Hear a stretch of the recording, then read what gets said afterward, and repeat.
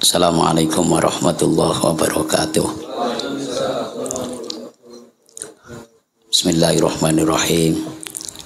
Qala mu'allif rahimakumullahu ta'ala wa nafa'ana bihi wa bi ulumihi fid dharaini amin ya rabbal alamin. Al-Fatihah. A'udzu billahi minasy syaithanir rajim. Bismillahirrahmanirrahim. Alhamdulillahi rabbil alamin. Ar-Rahmanir Rahim. Maliki yaumiddin. Iyyaka na'budu wa iyyaka nasta'in. Ihdinas siratal mustaqim. Siratal ladzina an'amta 'alaihim ghairil maghdubi 'alaihim waladdallin. Rabbi ighfirli wa liwalidayya wa lil mu'minina amin. Qala faslun fit ta'ziyah. Pembahasan pada malam hari ini membahas tentang takziah. Kalau malam Selasa yang lalu membahas tentang kesabaran, ya, membahas tentang sabar. Ya, mengenai takziah ini sungguh sangat luar biasa pahalanya. Namun yang terjadi di Batam khususnya ini sangat berbeda dengan di kampung-kampung saat itu atau zaman dulu. Kalau di Batam itu orang takziah itu datang berkerumunan. Tapi giliran waktu mensolati jenazah itu hanya beberapa orang saja. Biasanya seperti itu. Orang justru malah pada nonton yang mensolati. Kalau di kampung-kampung, terutama di kampung saya di Pati, tepatnya di Desa Pasuruan, itu kalau ada orang meninggal beramai-ramai takziah, kemudian tidak ada satupun yang di luar masjid, artinya yang tidak ikut sholat jenazah, semua mengikutin semua. Kalau di Batam ini beda, terutama kalau yang meninggal itu bukan santri atau bukan ustadz, ya, misalnya karyawan PT, ya, karyawan perusahaan yang mereka notabene bukan orang alim, gitu kan. Oh, itu banyak yang nonton orang sholat jenazah di luar masjid, banyak. Ada yang di atas motor, ada yang di atas mobil. Itu Pak. Itu karena tidak tahu apakah mereka itu tidak bisa sholat jenazah atau tidak mengerti atau mengetahui tentang fadilahnya sholat jenazah. Saya tidak tahu itu. Tapi saya kira mungkin ya tidak ngerti kali ya. Tidak ngerti pelaksanaan sholat jenazah. Sehingga mereka hanya nonton saja. Tapi ketika takziah dia juga rame, ya, takziah juga rame. Nanti waktu doa arwah malam pertama, malam kedua, malam ketiga, di saat itu langsung break, kemudian dilanjutkan lagi nanti doa di malam ketujuhnya, itu juga rame. Ya, walaupun tadi yang ikut sholat jenazah, yang waktu sholat jenazah mereka tidak ikut, nah, di malam doa itu ikut. Orang baca Yasin juga baca Yasin. Karena apa? Karena mereka bisa baca Yasin. Karena panduan surat Yasin itu bukan hanya tulisan Arab saja, betul gak Pak? Tapi ada Latinnya. ya, ada latinnya. Sehingga walaupun toh enggak ngalim-ngalim kali, tapi bisa baca Yasin. Itu. Bisa baca Yasin karena yang dibaca adalah tulisan latinnya. Bismillahirrahmanirrahim. Ya. Yasin wal Qur'anil Hakim innaka laminal mursalin ala siratim mustaqim. Siratim dibaca siratim. Kecuali kalau yang setengah hafal, mungkin yang hari-hari ngikutin bacaan Yasin, mungkin walaupun toh bacanya Latin tetap bacanya siratim karena sering mendengar. Nah, ini kembali saya tidak tahu apakah mereka tidak peduli atau tidak tahu tentang fadilahnya sholat jenazah atau tidak tahu tentang sholat jenazah. Ya Pak, anggap aja lah mungkin tidak tahu. Faslun fit takziyah menerangkan tentang takziyah. Inna takziyata wahia at-tasabbur wa dzalika ma yusalli sahibal mayyit wa yukhaffifu huznahu wa yuhawwinu musibatahu mustahabbatun qabla mudi salasati ayyam min ba'di dafni wa tukrahu ba'da mudiha. Ya. Sesungguhnya takziah itu adalah mencari sebuah kesabaran, memberikan sebuah hiburan terhadap orang yang terkena musibah. Ya. Kita hibur, kita buat senang mereka, jangan sampai merintis, menangis terus sampai putus asa. Ya. Sampai tidak mau makan, tidak mau minum, seolah-olah pengen nyusul mati, ya kan? Saking merengek-rengeknya, saking meraung-raungnya. Nah, kita yang bertakziah juga jangan hanya sekedar diem saja. Datengin keluarganya, ya, kita nasihatin baik-baik, Pak, Bu, innalillahi wa inna ilaihi rojiun. Sesungguhnya kita ini dari Allah dan nantinya juga akan kembali kepada Allah. Cepat atau lambat nanti kita akan nyusul mereka, Bapak Ibu. Sabar ya. Ya, harus kuat dan sebagainya. Pokoknya mencari cara bagaimana yang terkena musibah itu bisa sabar, bisa menerima atas ketentuan yang diberikan oleh Allah Subhanahu wa taala. Ya. Wa dzalika ma yusalli sahibal mayyit, yaitu memberikan motivasi atau spirit kepada orang yang kena musibah tadi dengan dihibur, ya, didem-dem hatinya agar bagaimana sampai mereka tidak sampai frustasi. Dan kita yang bertakziah juga jangan hanya sekedar ngumpul-ngumpul saja, ya, atau nengok-nengok saja, tapi bagaimana kita berusaha untuk menghibur mereka. Wa yukhaffifu huznahu, dan juga meringankan, ya, beban orang yang terkena musibah, ya.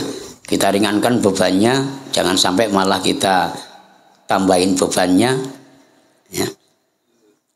Ini yang yang terjadi di mana-mana. Kalau orang meninggal itu biasanya keluarga memberikan minuman, memberikan makanan. Ketika kita bertakziah kepada mereka, Maka di situ juga disediakan air minum, kadang malah ada kue-kuenya, ada minumannya. Kalau di kampung saya itu Pak, itu kalau terkena musibah, ada keluarga yang meninggal, apalagi yang meninggal itu orang tua dan mereka banyak tinggalannya, ya, tinggalan rezekinya, tinggalan hartanya, itu malah kayak macam orang pesta, ya. Ada yang memotong kambing, ada yang memotong kerbau, ada yang memotong sapi. Saya masih teringat zaman almarhum bapak saya meninggal itu, sekitar jam 10 malam beliau meninggal. Itu jam 1 malam, jam 2 malam, keluarga tetangga kanan kiri sudah mulai berdatangan, ya. Itu ada tetangga yang mereka penjual iwan, kambing, kerbau, sapi, namanya Kang Mastur. Itu antara jam 2 jam 3 malam itu sibuk mencari sapi yang akan dipotong. Dan kami dari pihak keluarga juga sudah membiasakan seperti itu. Di kampung saya juga seperti itu. Melebihi orang pesta kalau ada orang meninggal. Kalau pas yang meninggalnya itu orang kaya, banyak harta bendanya, daripada nanti dibuat rebutan oleh anak-anak jadi kisruh, jadi ribut, bercerai-berai, bertengkar, gaduh dan sebagainya. Ambil harta bendanya itu dibuat beli kerbau ataupun sapi, atau minim-minimnya itu kambing, ya. Dipotong, diolah, nanti disedekahkan kepada orang-orang yang takziah. Ini bukan semata-mata membebankan daripada keluarga yang ditinggalkan, bukan, karena mereka juga ada. Kalau nggak ada ya nggak motong apa-apa. Kalau nggak ada justru malah tetangga kanan kiri mengeluarkan biaya untuk membantu. Bahkan tradisi yang ada di desa saya itu, walaupun toh orang kaya yang meninggal dan memotong dipotongkan keluarganya seekor kambing ataupun lembu ataupun kerbau, itu tetangga kanan kiri juga bertakziah. Mau ada yang membawa beras, ada yang membawa gula, ada yang membawa kelapa, semacam-macam. Rata-rata itu beras. Sehingga setelah nanti selesai doa arwah 7 hari itu Pak, itu sampai berkarung-karung. Zaman almarhum bapak saya itu, kalau tidak salah ada sekitar 17 karung. 17 karung itu yang karung 50 kg itu Pak. Pupuk pusri kalau di kampung saya, di desa saya itu. Ya, satu karungnya itu timbangannya, kilogramnya itu bisa mencapai 80 sampai 90 kilo kali 17, kalau dijual udah berapa? Banyak, ya kan? Nah, ini bapak-bapak yang dirahmati Allah Subhanahu wa taala, ilmu buat kita. Jadi ketika kita ada tetangga kita yang terkena musibah, ya, keluarganya yang meninggal, maka kita seyogyanya untuk bertakziah dan menghibur mereka agar mereka tidak frustasi, mereka timbul kesabaran, mereka sadar bahwa semua itu dari Allah dan suatu saat nanti akan kembali kepada Allah. Juga kita ringankan beban mereka. Kalau seandainya mereka tidak mampu, ya, bagaimana pengurusan jenazahnya ini, dari mengkafani, memandikan, mengkafani, mensolati dan memakamkan. Juga nanti diadakan doa arwah selama 3 malam berturut-turut, ya, break berapa hari langsung disambung lagi ke 7 malamnya, malam ke-7-nya, nanti nyambung lagi di malam 40 harinya. Itu kalau bisa kita sebagai tetangga, sebagai kawan, sebagai teman, jangan sampai terbebani mereka, kita ringankan beban mereka, ya. Kalau tradisinya atau kebiasaannya itu ada tamu, ada orang yang takziah datang, cuman nganggur saja kok nggak enak, harus kita lah minimal kita kasih air minum, mana tahu mereka nanti baca yasin, baca tahlil, baca doa, haus nggak ada yang diminum, kita belikan air minum. Ada rezeki lebih, kita belikan kue-kue ataupun makanan. Jangan sampai yang terkena musibah itu terbebani. Sampai-sampai karena tidak enaknya yang takziah itu banyak, sampai ngutang-ngutang sama tetangga, ngutang-ngutang sama saudara. Ini yang jadi problem. Ini yang jadi masalah. Ini bapak-bapak yang dirahmatillah Allah Subhanahu wa taala. Kemudian wa yuhawwinu musibatahu, dan berikanlah keringanan beban mereka, ya. Memberikan keringanan terhadap mereka. Jangan sampai mereka udah ketinggalan keluarganya, sudah ditinggalkan keluarganya, sudah terkena musibah, berhubung kita semua datang malah tambah terbebani, ya, tambah terbebani. Kalau bisa jangan. Ada juga bapak yang mungkin orang tidak mampu, ya kan, tinggal di satu perumahan, mereka tidak ikut iuran babul khairat, ya, tidak ikut iuran babul khairat per bulannya. Nanti ketika terkena musibah dibiarkan sama tim babul khairat, ya. Andai kata diurus oleh tim babul khairat, maka biayanya A sampai Z itu dibebankan kepada keluarga. Ya kalau keluarganya mampu, kalau keluarganya tidak mampu, maka kami sebagai tim babul khairat di perumahan kami itu kami tegaskan, siapa saja yang meninggal berada di perumahan kami, maka kami sebagai tim harus mengurusnya sampai selesai pemakaman. Setelah itu kita langsung ketemu sama keluarga, kita bahas tentang biayanya, ya, tentang pembiayaannya. Karena di Batam ini tidak semua gratis, ya. Beli kain, kafannya, beli minyaknya, beli sabunnya, belum lagi nanti memandikan jenazahnya, itu juga harus dikasih uang sabun bahasanya atau bisaroh, belum lagi nanti daftar di makamnya, ya, belum lagi nanti ongkos ataupun biaya penggalian kuburnya, ya kita sadar bahwa ini kita orang-orang sibuk, orang-orang pekerja di perusahaan tidak sama di kampung, ya. Kalau di kampung walaupun toh ada petugas penggali kuburnya, itu masih banyak saudara-saudara tetangga kanan kirinya yang membantu menggali kuburnya. Kalau di Batam rata-rata diupahkan, ada penggali kuburnya sehingga terima bersih. Nah, saking terima bersihnya kadang kita ini terus melongo saja, diem saja, ya. Malah kadang yang aneh itu ketika kita takziah, kita ngerumpi nggak karu-karuan, ya, kemana-mana. Seandainya ada tetangga kita atau kawan kita yang meninggal, kebetulan mereka notabene waktu masih hidup itu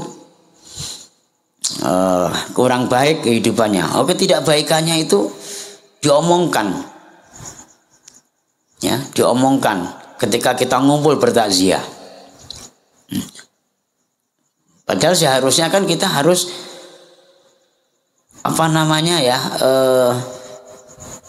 ngomong yang berkaitan dengan sebuah kematian. Karena suatu saat nanti kita juga akan nyusul mereka. Justru dengan adanya kematian ini harus kita bertafakur atau kita pikir-pikir bahwa suatu saat nanti kita juga akan mati seperti mereka. Inna aksarul maut tazidu fil iman. Sesungguhnya dengan selalu mengingat sebuah kematian, maka itu akan bisa menambah iman.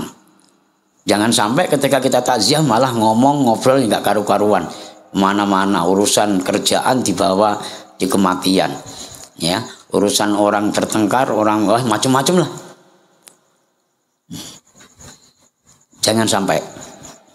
Nah, maka dari itu kita berusaha untuk takziah meringankan beban orang yang ditinggalkan, kemudian menghiburnya, memberikan sebuah motivasi agar mereka sabar, ya, harus bisa menerima atas ketentuan daripada Allah Subhanahu wa taala dan membantu meringankan bebannya. Membantu meringankan bebannya. Itu semua mustahabatun qabla mudhiyi salasati ayamin. Itu disunahkan oleh Kanjeng Nabi Muhammad sallallahu alaihi wasallam sampai sebelum 3 harinya. Mimba'ti dafni, ya, setelah jenazah itu dikebumikan. Jadi selama 3 hari berturut-turut ini Pak, berusaha kita menghiburnya.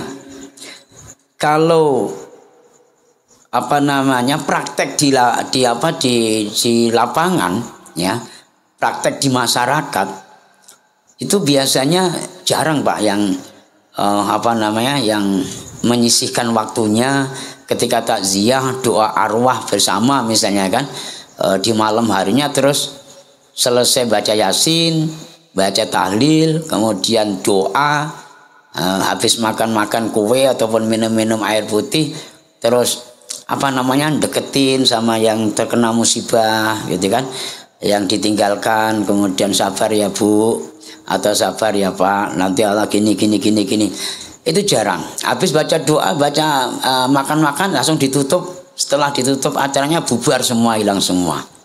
Yang ada mungkin tetangga kanan kiri 2 ataupun 3 orang saja. Itu pun kalau keluarga yang terkena musibah itu baik dengan tetangga. Kalau seandainya tidak baik dengan tetangga, maka tetangga yang tidak dibaikin tadi itu nanti seolah-olah ya masih menyimpan rasa sakitnya, sehingga ketika mereka itu meninggal, ya dia nggak mau tahu. Itu loh Pak. Paham ya Pak ya? Nah, karena itu pahalanya itu sangat luar biasa yang diberikan oleh Allah Subhanahu wa taala kepada kita yang bertakziah, yang mau takziah. Itu mustahabatun, itu sunnah daripada Kanjeng Nabi Muhammad sallallahu alaihi wasallam. Kayak macam yang sekarang inilah, kalau ada orang meninggal, begitu dengar informasi meninggal, tim ataupun tetangga kanan kiri langsung pertama cari pinjaman kursi, kemudian tenda, ya kan? Apalagi ya ada ustadznya siapa, nanti ambulannya dan lain sebagainya. Nah itu kita kalau bisa jangan masa bodoh, ya, kalau bisa jangan masa bodoh.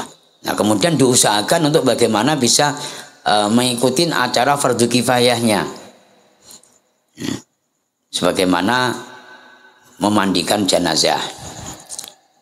Memandikan jenazah ini sangat riskan Bapak, tidak semua orang berani, ya, tidak semua orang berani. Kalau nggak percaya tanya sama Pak Marjo, insya Allah tidak berani. Nah ini Bapak, ini kita juga harus belajar bagaimana kita bisa memandikan jenazah. Itu kita harus tahu ilmunya, kemudian juga mau mempraktekannya, karena ini sangat luar biasa pahalanya dari Allah Subhanahu wa taala. Nah, setelah itu kita juga bagaimana bisa mengetahui atau mendapatkan ilmu untuk mengkafani mayit, mengkafani jenazah. Ini juga harus tahu, harus ngerti, tidak harus mengandalkan seorang ustadz saja. Ya kalau pas kebetulan di perumahan itu ustadznya ada, kalau tidak ada, ada juga yang ustadz yang takut mayit. Pak Puji udah ketawain. Ada juga yang ustadz itu takut mayit, taunya cuma doa saja. Kalau nggak gitu ya nyolatin, kemudian nalkin mayitnya, doanya gitu. Ketika disuruh mandikan, disuruh ngapanin, apa coba jawabannya? Kan ada tim Baful Khairatnya sendiri katanya. Banyak itu Pak, banyak. Ya. Kalau berbicara masalah takut, dulu saya orang yang paling takut hantu, takut orang mati. dari kecil. Ya, itu kalau ibuku tadi nggak tidur itu bisa ditanya itu. Saya pergi ngaji di musola, sementara rumah saya dengan musola itu gandeng. Ya, malam-malam balik habis Isya gitu aja harus lari. Kalau nggak gitu panggil bapak, panggil ibu, saking takutnya. Tapi karena kita pengen bisa, pengen berani belajar dan alhamdulillah Allah berikan ilmu itu sehingga kita juga bisa berani memandikan mayit, berani mengkafani mayit, bahkan meletakkan mayit di liang lahat. Ini juga PR kita semua, Pak. Malam ini kita ngaji di dalam kitab ini juga bagaimana kita bisa mengetahui dan bisa mengaplikasikannya. Gitu loh. Jangan hanya sekedar didengarkan saja, tapi ilmu setelah kita dapatkan ini tentang takziah, istilahnya pempraktekan daripada fardu kifayah ini bagaimana kita bisa. Karena itu ada hikmah di balik itu. Ketika kita merasa takut yang sangat luar biasa terhadap mayit, pastikan bahwa kita nanti akan seperti mereka. Dan kok sampai setakut itu kalian dengan mayit?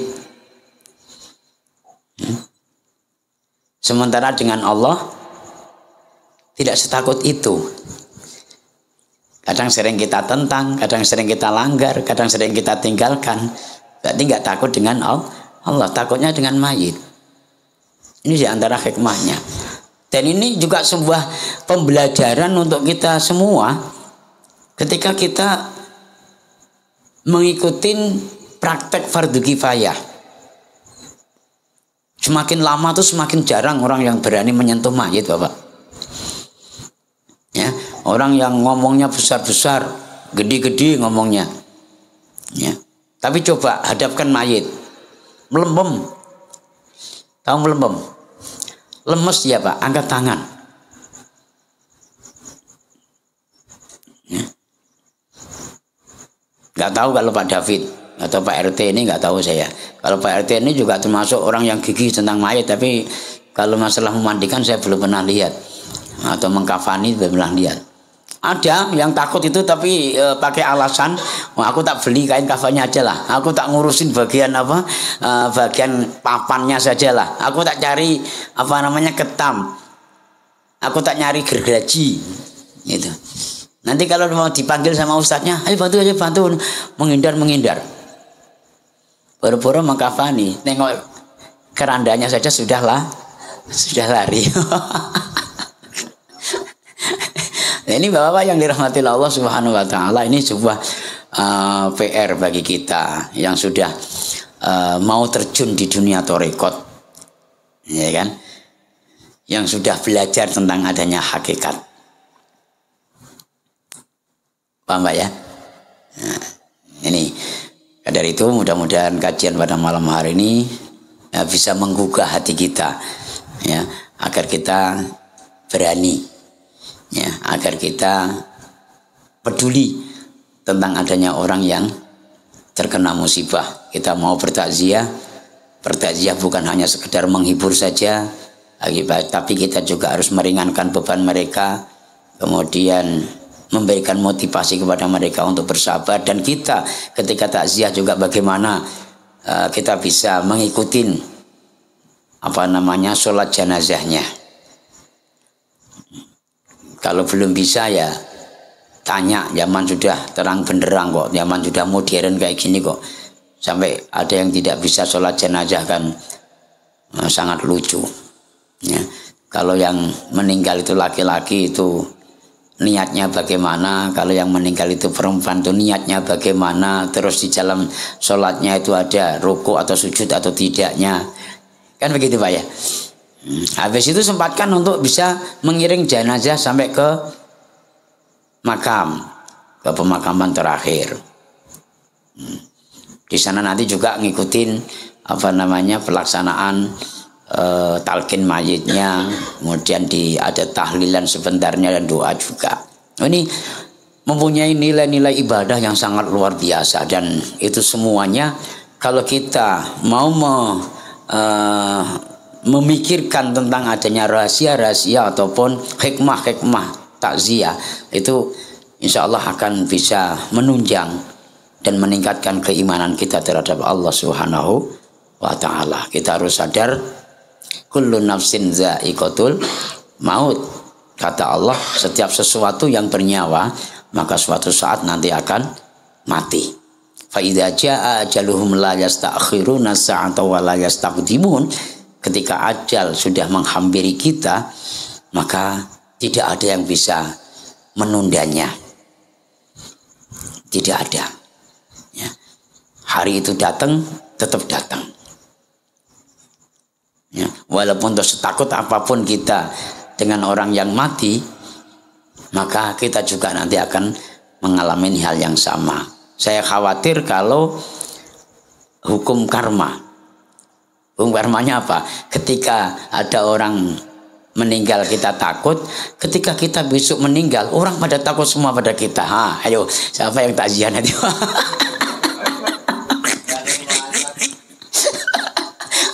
Hafiz dulu waktu masih hidup aja dia paling takut sama orang meninggal. Sekarang udah meninggal, biarkan aja lah. Takutnya hukum karma itu berlaku gitu loh, takutnya. Ya mudah-mudahan tidak. Maka dari itu mudah-mudahan ini ada manfaatnya dan ada barokahnya. Amin ya rabbal alamin. Al-Fatihah. A'udzubillahi minasyaitonirrajim. Bismillahirrahmanirrahim. Alhamdulillahirabbil alamin. Arrahmanir rahim. Maliki yaumiddin. Iyyaka na'budu wa iyyaka nasta'in. Ihdinas siratal mustaqim. Siratal ladzina an'amta 'alaihim ghairil maghdubi 'alaihim waladdallin. Rabbi ufirli wa liwalidayya wa lil mu'minina amin. Kurang lebihnya mohon maaf. Assalamualaikum warahmatullahi wabarakatuh.